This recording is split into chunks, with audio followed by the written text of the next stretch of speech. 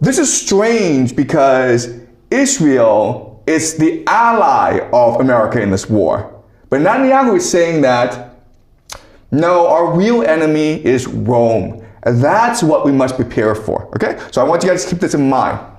All right, this is Pete Hegseth, who is the Secretary of War for Donald Trump, okay? And this is the year about 2018, where he is in Jerusalem, and he's talking to Christian Zionists, okay? Who these people are, I'll explain later on, okay? But let's listen to his speech really quickly. And I and others had a chance to go see the Western Wall of the Temple Mount, the Western Wall tunnels, so much of the old city. And as you stand there, you can't help but behold the miracle before you. And it got me thinking about another miracle that I hope all of you don't see too far away. Because 1917 was a miracle, 1948 was a miracle, 1967 was a miracle, 2017, the declaration of Jerusalem as the capital was a miracle, and there's no reason why the miracle of the reestablishment of the temple on the Temple Mount is not possible. Okay, so he is a Christian. He's not a Jew. But what he's saying is that he's come to Jerusalem and he's visited these Jewish holy sites. And he can't help be amazed, be awed by the beauty, the spirituality of the Western Wall. He also goes on to say that there's been a series of miracles, okay? So 1917 was the Balfour Declaration, when basically the British Empire permitted the Jews to found the nation-state of Israel. 1948 was when Israel was founded. 1967 was when when Israel fought a war against its Arab neighbors and won. Okay, and 2017 was when Donald Trump transferred the American embassy from Tel Aviv to Jerusalem, thus recognizing Jerusalem as the capital of Israel. And what he's saying is that, well, if this is a series of steps to achieving a divine plan, then the next miracle should be the rebuilding of Solomon's temple, the third temple, and that means destroying the Al-Aqsa Mosque. Okay? So what's going on here? Okay, again, I'll explain to you later on, but I want you to be aware of who these people are and how they think. All right, let's go one more video. And so if you want to build Solomon's temple, if you want to build the third temple, you need to get rid of the third holiest site in the Islamic world. And how do you do that? Well, there are some options, okay? So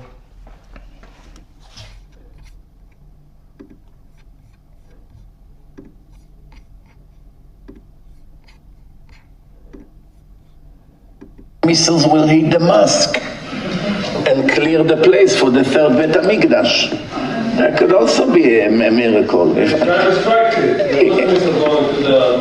it was up to me, the last time when they shot hundreds of missiles, I would pretend that one missile came from Iran and shoot it down. You know, then all the Arabs will go against Iran, it will be the end of the problems. You make them fight with each other, this bunch of lunatics. Never too late, you deal with a bunch of cowards.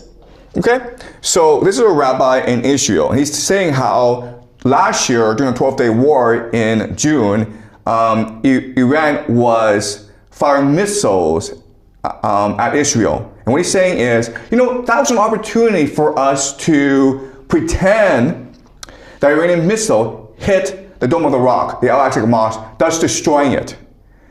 And then the Arabs will blame the Iranians, and the Arabs will go to war against the Persians. And then we can just sit back and laugh at these lunatics. Okay? So, again, this may be confusing to you as to who these people are, why they are saying these things. All right? But now what I'm going to do is explain to you what is really going on. Okay? And I keep on saying this, but it is hard from a geopolitical perspective to explain this US-Iran war. You have to look at the religious perspective, okay? The religious angle, and that's what I want to focus on today.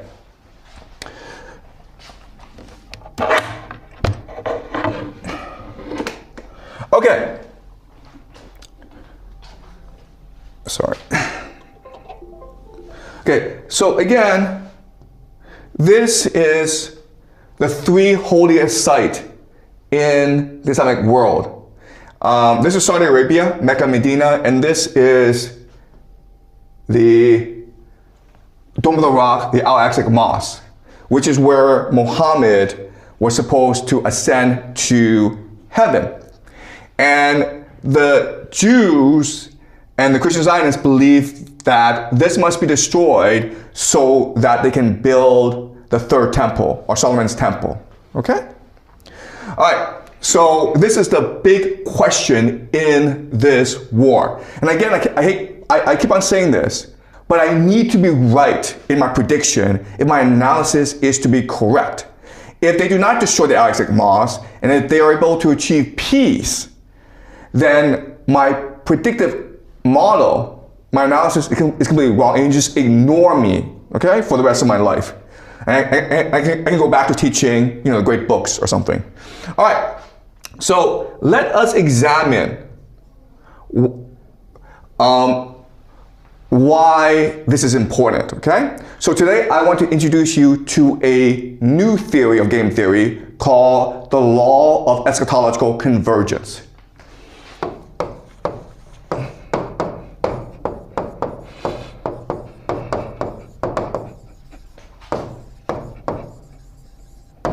Okay, so this is a very hard thing to write down, okay? It sounds complicated, but it's not, okay? Eschatology, what it is a story of how the world ends. And it's very it's very compelling for people because, remember, we discussed this last semester, but as human beings, we have three questions. Where do we come from? Why are we here? Where are we going? And eschatology provides a story that answers all three questions. Why God created us, what our mission on earth is, and what God has planned for the end of the world. Okay? And different traditions will have different eschatologies. And what's important to figure out is, in what aspect do these eschatologies converge? Okay, converge, meaning a union of these eschatologies.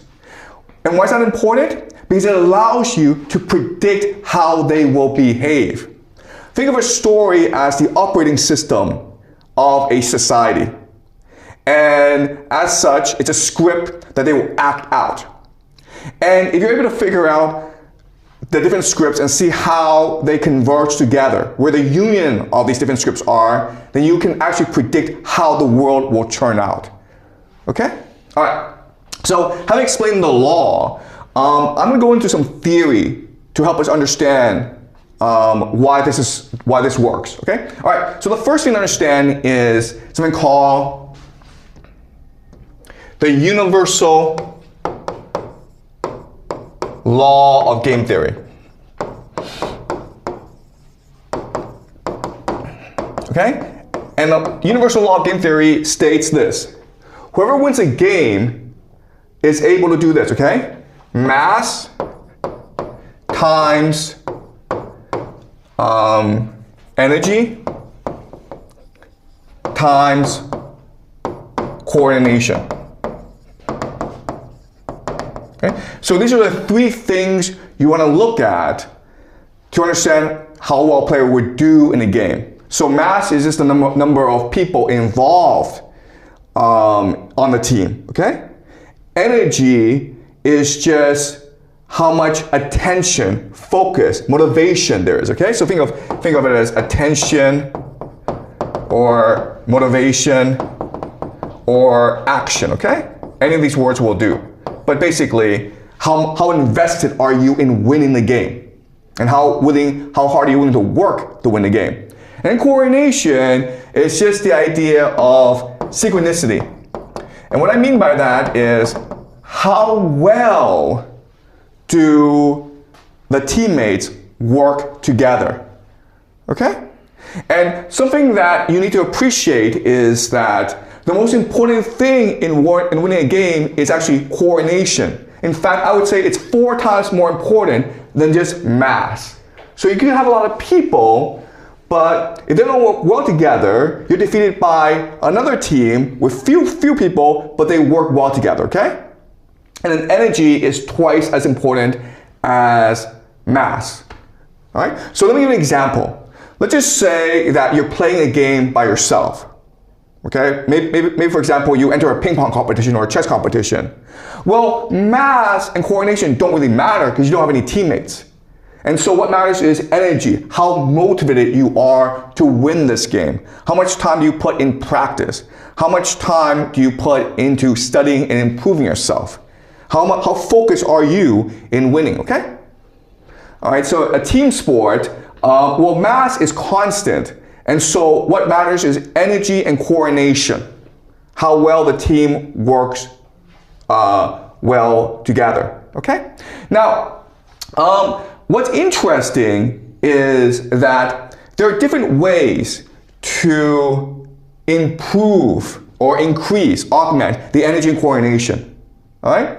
So maybe a leader, okay? So maybe if someone is a really inspiring leader, that will make people much more motivated, and that will allow them to work well together because all they have to do is listen to a leader, okay? The problem with a leader, of course, is that eventually he will die, all right? Then you have a family, okay, blood,